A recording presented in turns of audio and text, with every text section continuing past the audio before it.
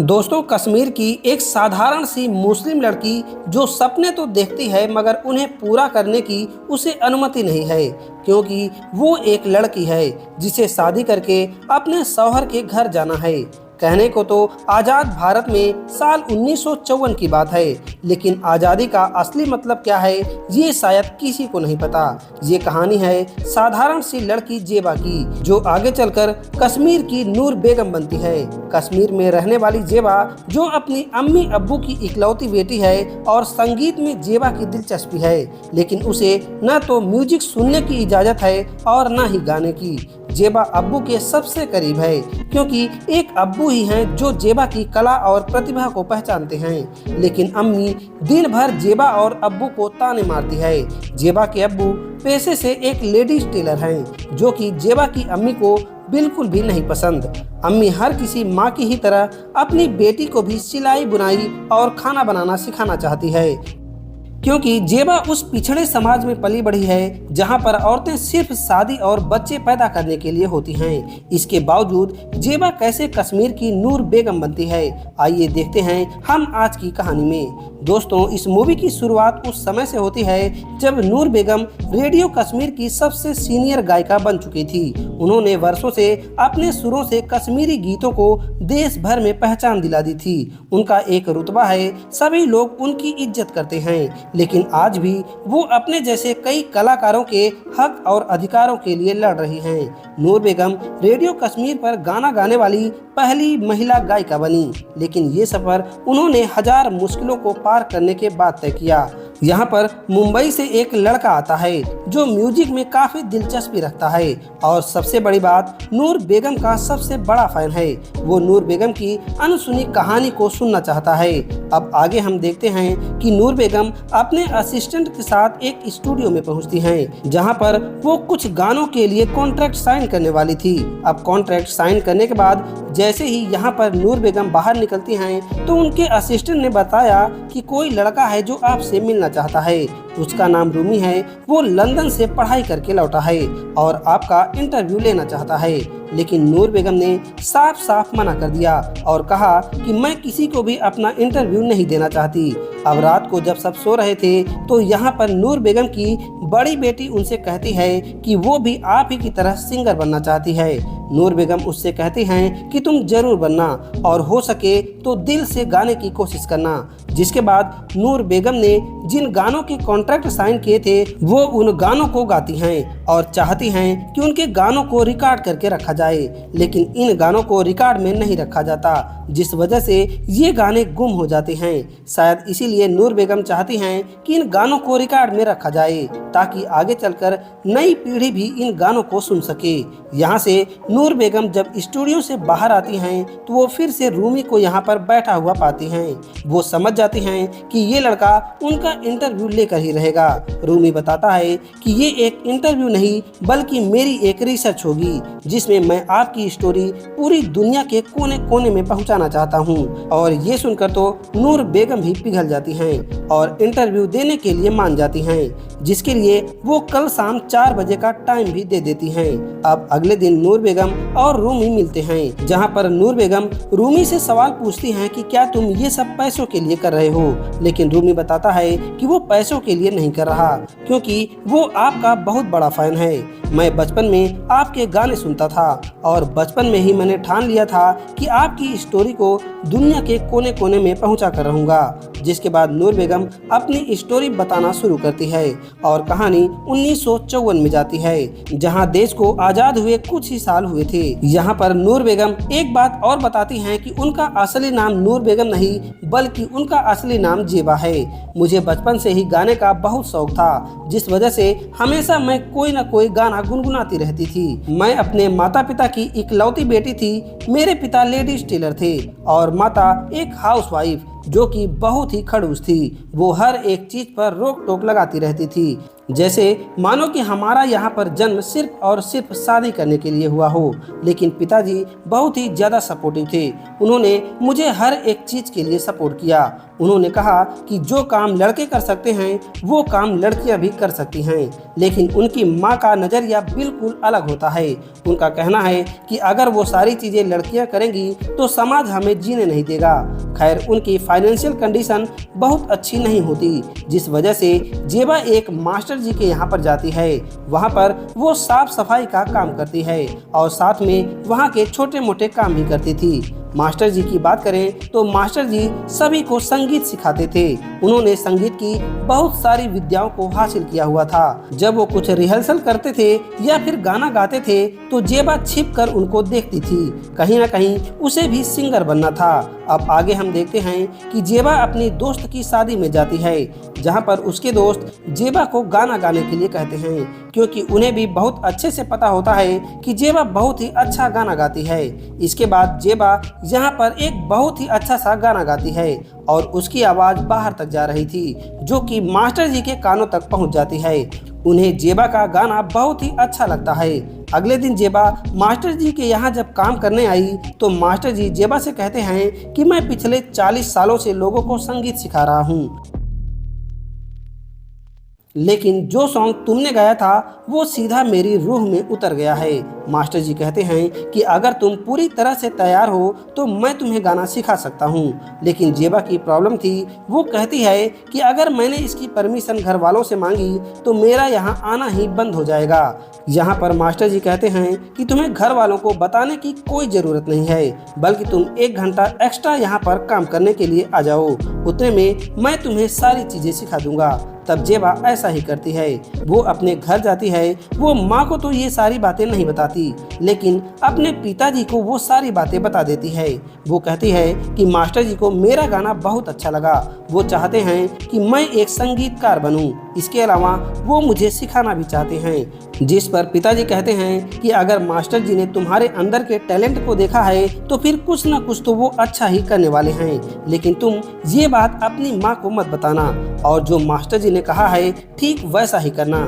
जिसके बाद जेबा वो मास्टर जी के पास जाती है। यहाँ मास्टर जी के पास और भी सारे स्टूडेंट थे, लेकिन उन सब में जेबा पहली लड़की थी जो कि मास्टर जी की स्टूडेंट बनी थी। जहाँ पर मास्टर जी अब जेबा को संगीत सिखाना शुरू करते हैं। जेबा को पहले से ही संगीत के बारे में बहुत कुछ पता होता है, जिस वजह से उसे ज़्यादा टाइम नहीं लगता और वो बहुत ही जल्दी सारी चीज़ें सीख जाती है। और इसी वजह से मास्टर जी ने जेबा का नाम रेडियो कश्मीर कंपटीशन में डलवा दिया, जबकि जेबा वहां पर पार्टिसिपेट नहीं करना चाहती थी, क्योंकि अगर ये बात घर पर उसकी माँ को पता चली या फिर समाज को पता चली तो वो लोग उन्हें जीने नहीं देंगे। यहाँ पर मास्टर जी कहते हैं कि तुम उन लोगों की परवाह मत करो, तुम सिर्फ और सिर्फ आगे बढ़ो, बाकी तुम मेरे ऊपर छोड़ दो। इसके बाद हम आजाद नाम के एक आदमी को देखते हैं जो शायर हैं और वो बहुत ही अच्छा लिखते हैं। वो काफ़ी ज़्यादा फेमस भी हैं, जिस वजह से अक्सर रेडियो पर उनके पॉडकास्ट वगैरह आते रहते हैं। और जो रेडियो कश्मीर कंपटीशन होने वाला है उसमें आज़ाद साहब जज बनकर जाने वाले हैं। इसके बाद हम देखते हैं कि रेडियो कश्मीर कंपटीशन स्टार्ट होने वाला था। यहाँ पर जेबा जब पहुँचती है तो सभी लोग हैरान हो जाते हैं, क्योंकि यहाँ पर सिर्फ और सिर्फ लड़के ही मौजूद थे। जेबा पहली ऐसी लड़की थी जो यहाँ तक पहुँच पाई थी। मास्टर जी भी यहाँ मौजूद थे और वो जेबा को सपोर्ट करने के लिए आए थे। अब थोड़ी देर के बाद आजाद साहब भी आ जाते हैं और जब वो जेबा को गाना गाते हुए सुनते हैं तो काफी ज्यादा हैरान होते हैं। साथ ही वो काफी खुश भी होते हैं, क्योंकि बहुत सालों के बाद उन्होंने कोई ऐसी आवाज सुनी थी जो कि सीधा उनके दिल तक पहुंची थी। जब गाना खत्म हुआ तो सभी लोग तालियों की गड़गड़ाहट से जेबा का सम्मान करते हैं और आखिर में हम देखते हैं कि इस कंपटीशन का विनर कोई और नहीं बल्कि जेबा ही होती है। और अब क्योंकि उसने कंपटीशन जीत लिया था, इसीलिए रेडियो पर उसे गाना गाने का मौका मिलता है। लेकिन जेबा ये नहीं करना चाहती थी, क्योंकि उसे पता है कि इस तरह से उसके घर वालों को ये सब पता चल जाएगा और साथ ही यहाँ पर वो घर जाने के लिए भी लेट हो रही थी, इसीलिए वो जल्दबाजी में यहाँ से चली जाती है। इसी चक्कर में वो आजाद साहब से ठीक से पहचान भी नहीं कर पाती, जबकि आजाद साहब उससे मिलना चाहते थे, उससे बात करना चाहते चाहते थे। अब रात को जेबा ये सारी बातें अपने पिताजी को बताती है।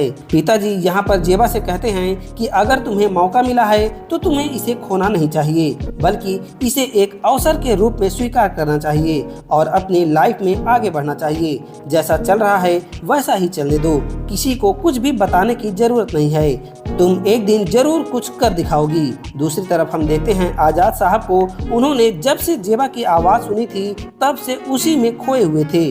वो अपने दोस्तों से कहते हैं कि उन्होंने बड़े दिनों के बाद कोई ऐसी आवाज़ सुनी जो सीधा उनके रूह तक पहुंच गई है। इसके बाद हम देखते हैं जेबा अगले ही दिन रेडियो स्टूडियो पहुंच जाती है, क्योंकि उसके पिताजी ने उसे परमिशन दे दी थी। इसीलिए वो यहाँ पर गाना रिकॉर्ड करने के लिए आ जाती है, जहाँ पर काल नाम का एक आदमी था जो यहाँ का मैनेजर होता है, और उसे ऐसा लग रहा था कि कंपटीशन में गाना गाना एक अलग बात है और स्टूडियो में गाना रिकॉर्ड करना एकदम अलग। इसीलिए उसे ऐसा लग रहा था कि जेबा ये सब नहीं कर पाएगी। लेकिन यहाँ पर जेबा ने जब गाना स्टार्ट किया तो काल भी पूरी तरह हैरान हो जाता है। उसे समझ नहीं आ रहा था कि इस लड़की को कोई फर्क ही नहीं पड़ता कि ये स्टूडियो है या फिर कंपटीशन, उसे तो बस गाना गाना है और अपने दिल से गाना है। इसके अगले दिन हम देखते हैं कि आजाद साहब जेबा से मिलते हैं। वो उसे बताते हैं कि मैं एक पोएट हूँ और एक शायर भी हूँ, और साथ ही मैं संगीत को लिखता भी हूँ। मैं चाहता हूँ कि जो भी मैं लिखूं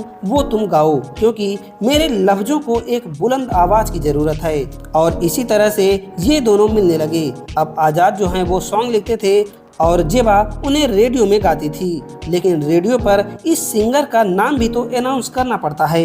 लेकिन जेबा नहीं चाहती थी कि रेडियो पर उसका असली नाम अनाउंस हो, और इसीलिए आजाद साहब ने उन्हें नाम दिया नूर बेगम। अब नूर बेगम वो पहली लड़की थी जो कश्मीर की पहली सिंगर बनी। और हम आगे देखते हैं कि रेडियो स्टूडियो में बहुत सारे लोग ऐसे थे जो कि यहाँ पर काम करते थे, लेकिन उनको नूर बेगम से ज़्यादा सैलरी मिलती थी। उन लोगों को 40 रुपए मिलता था तो नूर बेगम को सिर्फ 30 रुपए मिलते थे, जिस वजह से नूर बेगम मैनेजर के पास जाती है। वो उससे कहती है कि मैं उन लड़कों से ज़्यादा काम करती हूँ और ज़्यादा टैलेंटेड भी हूँ, इसीलिए मुझे भी उनके बराबर पैसा चाहिए, और इसके लिए मैनेजर भी मान जाता है।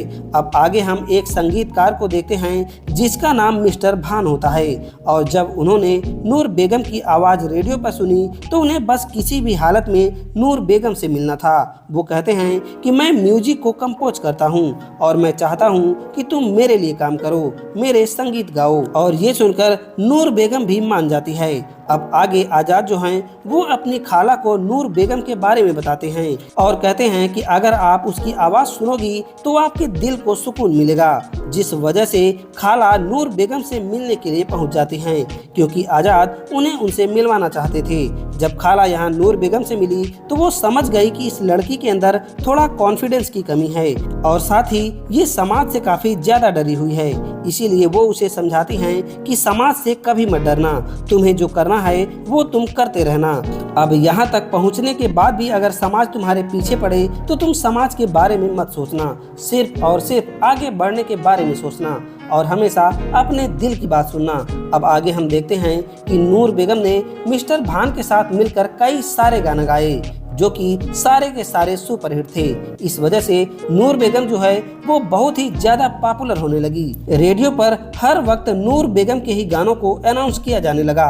उसके बाद ये खबर रेडियो से संगीतकार और संगीतकार से फिल्म इंडस्ट्री तक पहुंच जाती है, जिस वजह से सभी लोग चाह रहे थे कि नूर बेगम एक लाइव कंसर्ट करे, जिसके लिए नूर बेगम बहुत ज़्यादा डरी हुई थी, क्योंकि अगर ये कॉन्सर्ट उसने किया तो घर वालों को पक्का उसके बारे में पता चल जाएगा और फिर उसके रिश्तेदार और समाज उसे जीने नहीं देंगे। लेकिन फिर भी वो टैगोर हॉल पहुंच जाती है और वहां पर अपना लाइव कॉन्सर्ट करती है।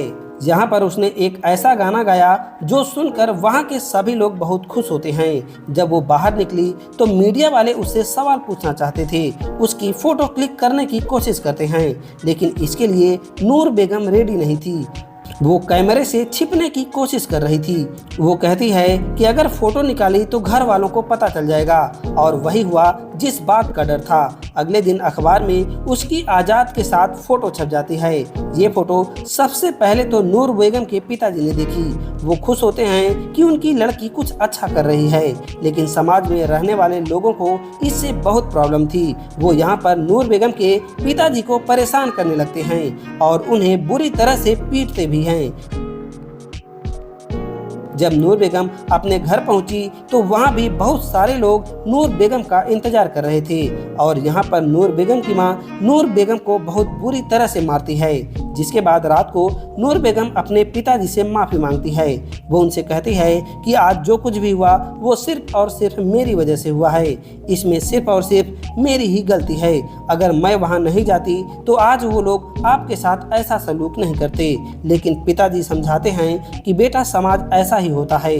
जब लोग आगे बढ़ने लगते हैं तो उन्हें कुछ न कुछ दिक्कत होने लगती है। दूसरी तरफ आज़ाद और मिस्टर भान नूर बेगम का स्टूडियो में इंतजार कर रहे थे, लेकिन अगले दिन नूर बेगम वहां नहीं पहुंचती और ये देखकर मिस्टर आज़ाद समझ जाते हैं कि कुछ ना कुछ प्रॉब्लम जरूर हुई होगी। उन्होंने जब अखबार में फोटो देखी तो समझ गए कि उसके घर में जरूर कुछ भसड़ फैली होगी और इसीलिए आज़ाद साहब अपनी खाला को लेकर नूर बेगम के घर पर पहुंच जाते हैं और इस बार सिर्फ घर पर मिलने नहीं आते, बल्कि वो खाला के साथ नूर बेगम के घर शादी का रिश्ता लेकर पहुंच गए थे, जिसके लिए नूर बेगम की मां को कोई प्रॉब्लम नहीं होती, क्योंकि उन्हें ऐसा लगता था कि ऐसा काम करने के बाद अब शायद ही कोई होगा जो नूर बेगम से शादी करेगा और इस रिश्ते के लिए अब दोनों पक्ष मान जाते हैं। तो नूर बेगम और आज़ाद दोनों की शादी हो जाती है।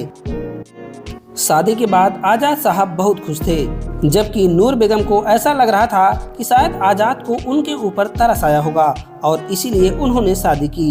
लेकिन आज़ाद साहब बताते हैं कि मैं कोई तरस नहीं खा रहा, बल्कि मैं सचमुच तुमसे प्यार करता हूँ। जब मैंने तुम्हें पहली बार देखा था तभी से तुम मुझे पसंद हो और तभी से मैं तुम्हारा दीवाना हो गया था। शादी होने के बाद तो ऐसा लगा था कि सारी चीजें अब ठीक हो जाएंगी, लेकिन कुछ भी ठीक नहीं होता, क्योंकि अब समाज के लोग आज़ाद के घर पर पथराव करने लगे थे। ये देखकर नूर बेगम को काफी ज्यादा बुरा लगता है। लोग आते जाते आज़ाद को परेशान करने लगे, जैसे कुछ न कुछ बुरा बोलते और उल्टी सीधे चीजें आज़ाद के ऊपर फेंकते और ये सब देखते हुए आज़ाद को बिल्कुल भी अच्छा नहीं लग रहा था, क्योंकि लोग उन्हें ठीक से जीने नहीं दे रहे थे। इसीलिए आज़ाद नूर बेगम से कहते हैं कि हमारा यहाँ रहना ठीक नहीं होगा, हमें यहाँ से कहीं दूर जाना चाहिए और हम वहीं जाकर रहेंगे और जब सब कुछ ठीक हो जाएगा तब हम वापस आ जाएंगे।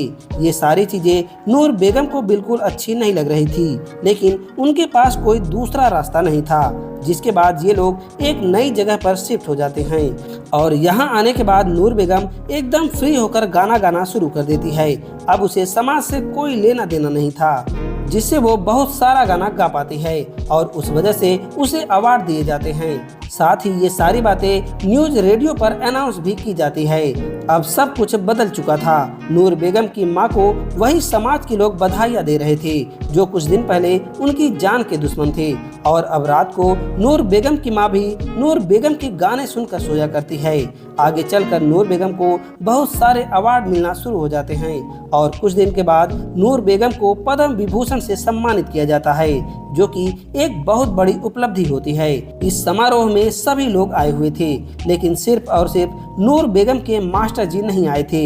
इसीलिए यहाँ से निकलने के बाद वो मास्टर जी से मिलने जाती हैं, जहाँ उन्हें पता चलता है कि मास्टर जी की तबीयत बहुत खराब है। जब नूर बेगम अपने मास्टर जी से मिली तो मास्टर जी उन्हें अपने गुरु के बारे में बताते हैं और उन्हें एक इंस्ट्रूमेंट देते हैं और कहते हैं कि ये इंस्ट्रूमेंट मास्टर जी ने मुझे दिया था और अब मैं तुम्हें इसे दे रहा हूँ। अब तुम्हारी जवाबदारी है कि तुम इसे अपने पास रखो। और यहाँ पर मास्टर जी ने नूर बेगम से एक बात और कही। वो कहते हैं कि चाहे जो हो जाए तुम गाना गाना मत छोड़ना।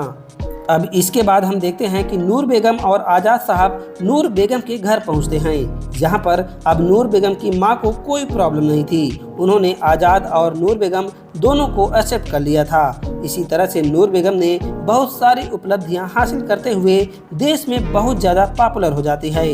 उनका रिकॉर्ड भी बहुत बड़ा हो गया था। उन्होंने लगभग 2000 गाना गाए थे। उनके पास अब अच्छा खासा कलेक्शन हो चुका था। लेकिन एक दिन वो होता है जो नूर बेगम ने कभी सोचा भी नहीं था। उनके कलेक्शन में अचानक से आग लग जाती है और वो सारी कैसेट जिसमें नूर बेगम ने गाने गाए थे वो जल कर राख हो जाती हैं।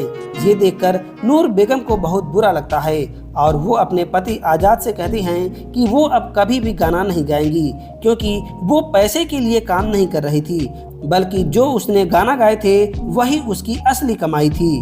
तभी यहाँ पर रूही नाम की एक लड़की आती है जो नूर बेगम से कहती है कि मैं आपकी बहुत बड़ी फैन हूँ और आप ही से इंस्पायर होकर मैंने अपने घर वालों से लड़ाई झगड़ा करके यहाँ तक आई हूँ, क्योंकि मुझे पता है कि आपकी कहानी भी बहुत इमोशनल है। जिसके बाद नूर बेगम ने देखा कि उनकी तरह बहुत सारी लड़कियां हैं जो नूर बेगम से संगीत सीखना चाहती हैं। हालांकि घर वाले इसके खिलाफ थे, उसके बावजूद भी यहाँ पर लड़कियां आई, जिस वजह से नूर बेगम उन्हें संगीत सिखाना शुरू कर देती हैं और ये सब करके वो काफ़ी अच्छा फील करती हैं। नूर बेगम आगे चलकर एक संगीत की क्रांति बनी और उसने संगीत के क्षेत्र में लड़कियों को उतारा। अब इसके बाद कहानी प्रेजेंट में आती है, जहां पर एक कंसर्ट में नूर बेगम गाना गा रही थी और यहां पर रूमी चुपचाप उनके गाने को सुन रहा था, क्योंकि रूमी पहली बार नूर बेगम को गाता हुआ देख रहा था। अब वो नूर बेगम के पास जाता है और उनसे कहता है कि मैं आपके गाए हुए गाने को रिक्रिएट करना चाहता हूँ, जिसके लिए मुझे आपकी परमिशन चाहिए। और इसके लिए नूर बेगम ने भी परमिशन दे दी। जिसके बाद कुछ दिनों के बाद दिखाया जाता है कि रूमी नूर बेगम के गाने को रिक्रिएट करना शुरू कर दिया है और सिंगर के रूप में कोई और नहीं बल्कि नूर बेगम की बड़ी बेटी होती है, जो कि नूर बेगम की तरह ही बहुत अच्छा गाना गाती थी। और ये देखकर सभी लोग खुश हो जाते हैं। इस तरह से नूर बेगम के गाए हुए गानों को जिंदा रखा गया और यही रूमी की सोच थी, क्योंकि बहुत साल पहले जो नूर बेगम ने गाना गाए थे वो सारे जल चुके थे। माना जाता है कि नूर बेगम ने अपने कैरियर में 2000 से ज़्यादा गाना गाए और ये एक बहुत बड़ी उपलब्धि होती है। तो दोस्तों, ये रियल इंस्पायरिंग स्टोरी आपको कैसी लगी? वीडियो अच्छा लगा हो तो वीडियो को लाइक करके चैनल को सब्सक्राइब करना मत भूलना। अब हम मिलते हैं एक नई वीडियो के साथ।